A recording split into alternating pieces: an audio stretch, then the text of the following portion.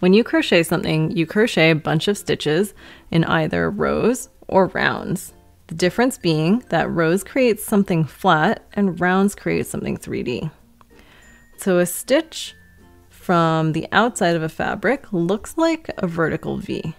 In a row, it looks like this. In a round, it looks like this. When you're crocheting and need to see where to put your hook next, you can identify a stitch by looking at the rim of your piece, the edge of your piece. So a stitch from the edge of your piece actually looks like a horizontal V. In a round, it looks like this, and similarly in a row, it also looks like a horizontal V. If I wanted to count the number of stitches that I've made in this latest round, what I would do is start counting from the horizontal V that's marked by this orange stitch marker. Because I know the way I've been using stitch markers is that I use it to mark the very first stitch of whatever round I'm on.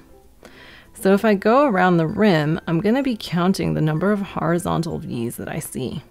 So in this case, I see 1, 2, 3, 4, 5, 6, 7, 8, 9, 10, 11, 12, 13, 14, 15, 16, 17, 18, 19, 20, 21, 22, 23, 24, 25, 26, 27, and 28. 28 is the V that this loop for my hook traces back into.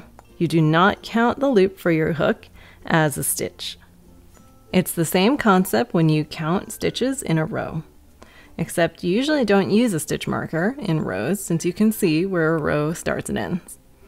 So I like to count starting from the V that the loop for my hook traces back into, which is this one.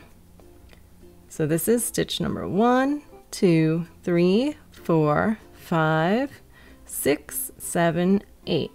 There are 8 stitches in this row.